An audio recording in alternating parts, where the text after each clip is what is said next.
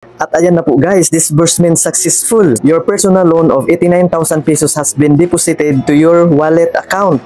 Wow! Ayan po guys. Wala pang isang minuto, pumasok na kaagad ang tumataginting na 89,000 pesos na walang bawas.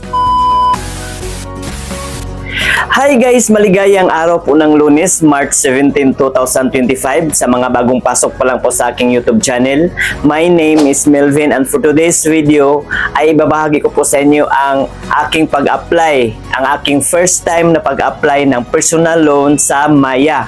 At na-approve kaagad ang aking application guys. At ang in-approve sa akin na halaga guys ay 89,000 pesos na kaagad na walang kahirap-hirap. At wala na akong kahit isang dokumento na sinubmit. Wow! Napakalaking halaga na po ito para sa akin guys. At wala pang isang minuto ay pumasok na po ang 89,000 pesos sa aking Maya wallet. At buo ko po itong natanggap guys, walang bawas kahit piso. At napakababa pa ng interest. Sa lahat po ng inutangan ko online guys, itong Maya lang po ang naranasan kong may pinakamababang interest. At walang service fee na ibabawas. Buti na lang lumipat ako dito sa Maya noong nadismaya po ako doon po sa GLoan sa GCash. Mula kasi noong last kong utang sa GLoan guys ay nadismaya ako doon. Kaya paglipat ko dito sa Maya, dito na po ako nagbabayad ng mga online bills ko po. Nag-open na rin ako dito ng savings account. May Maya credit na rin ako. At may Maya debit card na rin ako. Hanapin nyo lang po sa aking playlist guys ang mga tutorial video ko at mga reviews ko tungkol po dito sa Maya. Or ilalagay ko lang po dito sa description area dyan po sa baba ang mga link. I-click nyo na lang po. So ngayon guys, ipapakita ko na po sa inyo ang aking pag-apply at i-review ko rin po sa inyo ang repayment plan ng Maya. So bago po tayo magsisimula, kung bago ka pa lang po sa aking YouTube channel at sa mga di pa nakasubscribe, pakiclick mo na yung subscribe button na nasa baba at pakihit yung notification bell para ma-notify po kayo sa tuwing may bago na naman akong mga tutorial video, mga reviews na i-upload sa aking channel. So let's start! Ito, panoorin nyo.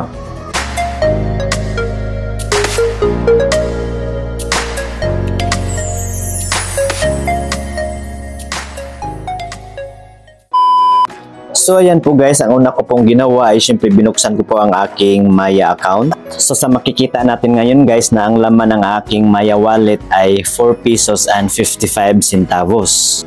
Kung gusto po nating mag-apply ng loans, ay i-click nyo natin itong loans. At kapag may nakalagay na kung ganito guys sa ating loan dashboard, borrow up to 250,000 instantly, ay subukan na nating applyan yan.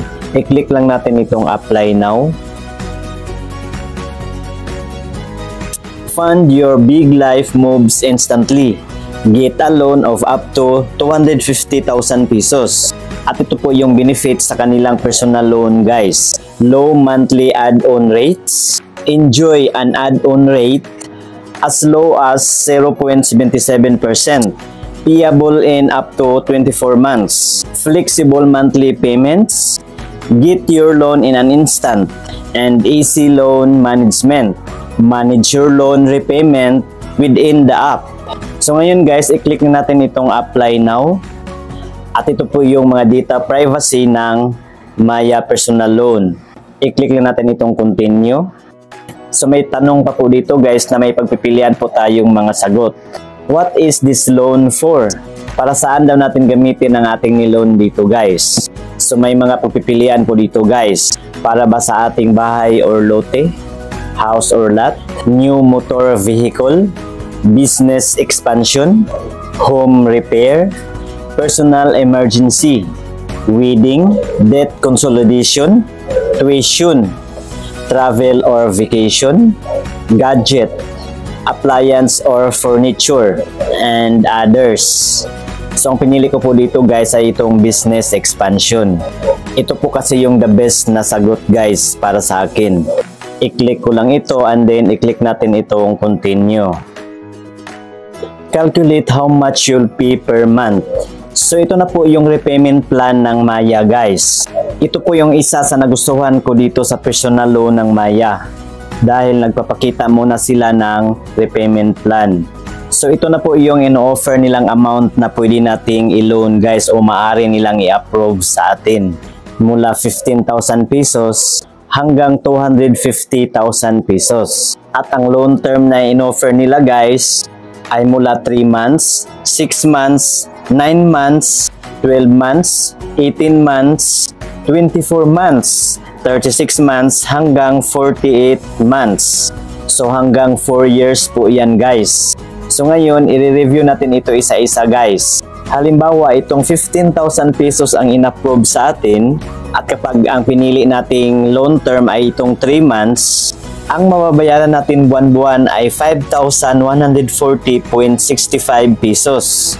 At kapag i-multiply po natin yan into 3, ang equal po niyan ay 15,421.95 pesos. So 421.95 pesos lang po ang tubo guys sa 3 months nating babayaran. Ay oo nga, ang baba nga ng interest guys. So patuloy po tayo guys. Sundan nyo lang po ang mga computation ko po guys ha. Kapag itong 6 months naman na loan term ang pipiliin natin, ang magiging monthly po natin na babayaran yan guys ay 2,623.92. I-multiply natin yan into 6 dahil 6 months. Ang equal po niyan ay 15,743.52. So 743.52 lang po ang tubo guys sa 6 months.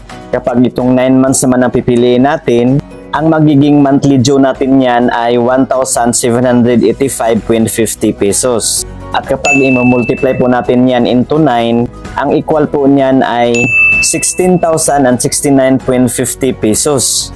So 1,069.50 pesos po ang tubo sa 9 months. Kapag itong 12 months naman ang pipiliin natin, ang magiging monthly due amount natin yan guys ay 1,366.65 pesos. Kapag i-multiply po natin yan into 12, ang equal po niyan ay 16,399.80 pesos. So 1,399.80 pesos lang po ang tubo niyan guys sa 12 months. Kapag itong 18 months naman, ang monthly due amount po natin yan ay 948.53 pesos. I-multiply po natin yan into 18.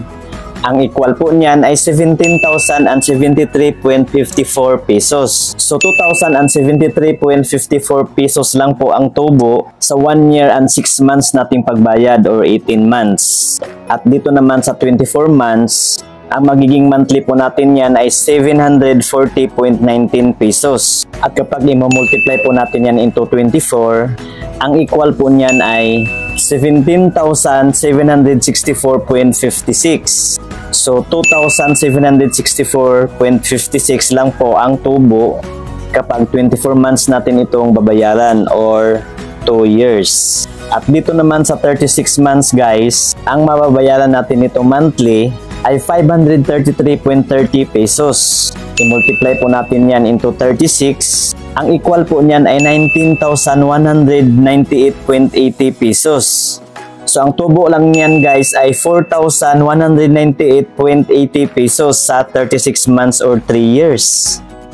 At dito naman sa 48 months o 4 years, ang monthly po nating babayaran yan ay 431.28 pesos. Kapag i-multiply po natin yan into 48, ang equal po niyan ay 20,701.44 pesos. At ang naging tubo lang niyan guys ay 5,701.44 pesos sa 48 months nating bayaran o 4 years. So napakababa po talaga ang interest nito guys. So magbigay pa po ako ng isa pang halimbawa guys. Halimbawa po ang in-approve sa atin ay 50,000 pesos. So ito po, kapag 3 months ang piliin nating loan term, so isa-summarize ko na lang po ito guys ha. Yung tubo na lang po ang i-reveal ko sa inyo guys. So kapag itong 3 months ang pipiliin natin sa 50,000 pesos halimbawa na i-approve sa atin, ang magiging monthly po nating babayaran yan guys ay 17,135.50 pesos. Kapag i-multiply po natin yan into 3, ang magiging tubo niyan guys sa 3 months ay 1,406.50 pesos lang po. At kapag sa 6 months, ang mababayaran natin buwan-buwan ay 8,746.40 pesos. I-multiply po natin yan into 6. Ang maging tubo po niyan guys ay 2,478.40 pesos.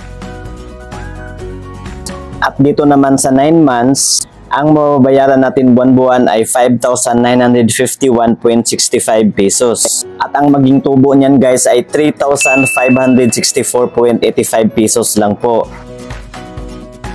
At dito naman sa 12 months, ang mababayaran natin buwan-buwan niyan guys ay 4,555.49 pesos. So nang kinumpute ko, ang tubo lang po ay 4,665.88 pesos. Dito naman po sa 18 months, ang magiging monthly due amount po natin yan ay 3,161.76 pesos. At ang maging tubo po niyan guys ay 6,911.68 pesos lang po. At dito naman sa 24 months, ang mababayaran natin nito buwan-buwan guys ay 2,467.31 pesos. At ang maging tubo nito ay 9,215.44 pesos. At dito naman sa 36 months or 3 years, ang mababayaran natin nito buwan-buwan ay 1,777.66 pesos. At ang maging tubo niyan ay 13,995.76 pesos. Dito naman sa 48 months or 4 years, ang mababayaran natin buwan-buwan ay 1,437.58 pesos. At ang maging tubo po niyan ay 19,003.84 pesos. So yan po guys kapag 50,000 pesos ang in-approve sa atin. So ngayon magbigay naman ako ng isang halimbawa. Halimbawa 100,000 pesos po ang in-approve. Kapag 3 months ang pipiliin natin, ang mababayaran natin monthly niyan guys ay 34,270.99 pesos. At ang maging tubo po niyan guys ay 2,812.97 pesos lang po. At kapag 6 months naman ang term, ang mababayaran natin per month ay 17,482.79 pesos. At ang maging tubo po niyan guys ay 4,896.74 pesos. Kapag itong 9 months naman, ang mababayaran natin per month ay 11,903.30 pesos. At ang maging tubo po niyan ay 7,129.70 pesos. At kapag itong 12 months naman ang pipiliin natin, ang mababayaran natin per month niyan ay 9,110.99 pesos. At ang maging tubo po niyan guys ay 9,331.88 pesos. At dito sa 18 months, ang mababayaran natin per month ay 6,323.52 pesos. At ang maging tubo po niyan guys ay 13,823.36 pesos. At kapag dito naman sa 24 months, ang mababayaran natin per month ay 4,934.62 pesos. At ang maging tubo po niyan guys ay 18,434.88 pesos. At kapag itong 36 months naman ang pipiliin natin, ang mababayaran natin yan per month ay 3,555.33 pesos. At ang maging tubo po niyan guys ay 27,991.88 pesos. At kapag itong 48 months naman ang pipiliin natin or 4 years, ang mababayaran natin per month ay 2,875.17 pesos. At ang magiging tubo po niyan guys ay 38,008.16 pesos. So ayan po guys. So magbigay pa po ako ng panghuling halimbawa guys. Kung sakaling papalarin po tayo at a-approvean po tayo sa halagang 250,000 pesos. Wow, sana po makapagpatayo na po tayo ng sarili nating bahay nito guys. So halimbawa lang naman guys. So kapag itong 3 months ang pipiliin natin, ang mababayaran natin yan per month ay 85,677.48 pesos. So nang kinumpute ko po guys, ang maging tubo po niyan ay 7,032.44 pesos lang po. At dito naman sa 6 months, ang mababayaran natin per month ay 43,731.98 pesos. At ang maging tubo po niyan guys ay 12,391.88 pesos sa 6 months nating pagbabayad. At kapag dito naman sa 9 months, ang mababayaran natin per month ay 29,758.26 pesos. At ang magiging tubo po niyan ay 17,824.34 pesos.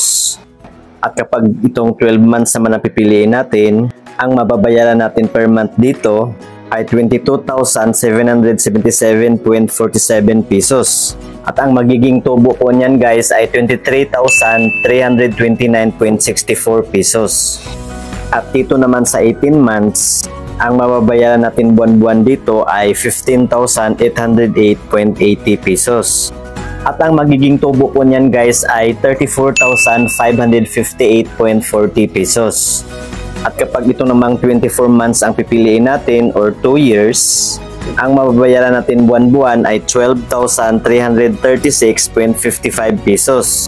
At ang magiging tubo po niyan guys ay 46,077.2 pesos. At kapag itong 36 months naman ang piliin natin or 3 years, ang mababayaran natin per month ay 8,888.32 pesos. At ang maging tubo po niyan guys ay 69,979.52 pesos.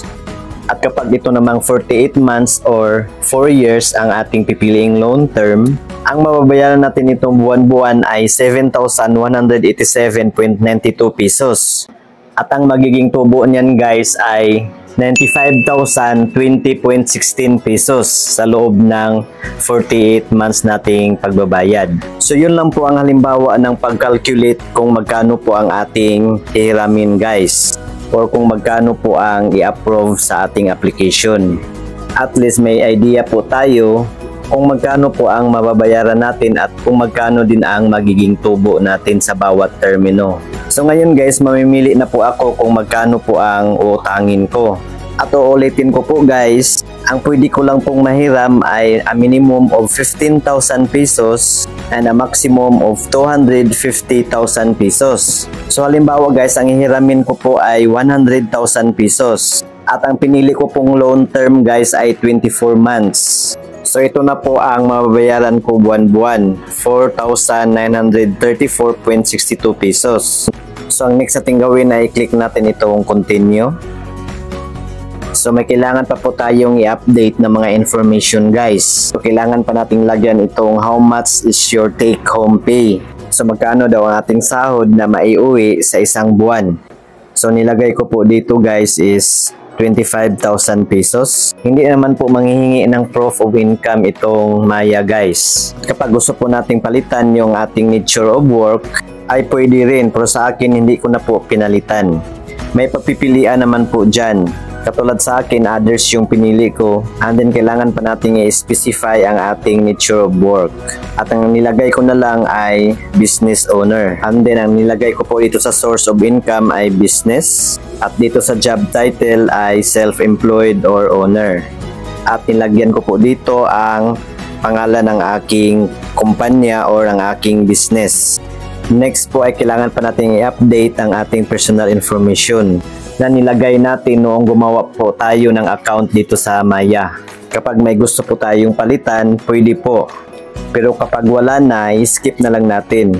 So hingiin pala dito guys ang ating TIN or TIN number. Kung wala po kayong TIN number guys, pwede naman gamitin ang TIN number ng ating kamag-anak, ng ating magulang, basta yung kakilala natin. Kasi itong sa akin ay TIN number po ito ng aking kapatid. So yan lang po ang in-update ko guys dito na part. So next po ay i-click na natin itong may continue dito sa baba. So ito na po ang next guys. Kailangan pa nating i-double check yung mga detalye na nilagay natin guys. Tulad po ng ating loan details, work details, at ang ating personal details. At kapag okay na po, at kapag decision na po tayo, ay i-click na natin itong submit. At ayan po, processing na po siya. Hintayin lang natin saglit ang result. At ito na po guys, wow! Ito na po ang loan amount na inoffer sa akin ng Maya. 89,000 pesos. At ang mababayaran ko po nito buwan-buwan ay 4,573.32 pesos. At ayan po, 24 months po ang pinili ko. At ang total amount guys, lahat ng mababayaran ko sa loob ng 24 months ay 109,759.68 pesos guys. So nang kinompute ko guys, ang magiging tubo lang nito guys ay 20,759.68 pesos sa loob po ng 24 months o 2 years kong pagbabayad. So ito po yung monthly effective interest rates guys, 1.75%, at ang monthly add-on rates ay 0.97%. At tama yung sinabi kong service fee guys is 0, wala pong service fee. Wow, napakaganda talaga ang sistema dito sa Maya guys. At lilinawin ko lang po sa inyo guys ha, yung mga ipinakita ko palang mga halaga ng monthly installment guys at yung kinumpute kong mga tubo ay estimated lang po yun guys ha, dahil may idagdag pa po doon na 0.97% lang naman buwan-buwan. So may madagdag man doon guys, pero maliit lang po talaga. So ngayon itutuloy ko ito guys. Sa ating Maya wallet daw ito i-disburse guys kapag okay na itong 89,000 pesos. So ngayon i-grab ko na ito guys. So ang next po natin gawin ay i-click itong accept. And then mag-send ng OTP ang Maya sa ating mobile number na naka-registered sa ating Maya account. Kapag may ma-receive na po tayo, ilagay na natin dito yung 6-digit OTP. And then i-click itong verify. At ayan po, processing na po siya. Hintayin lang natin saglit.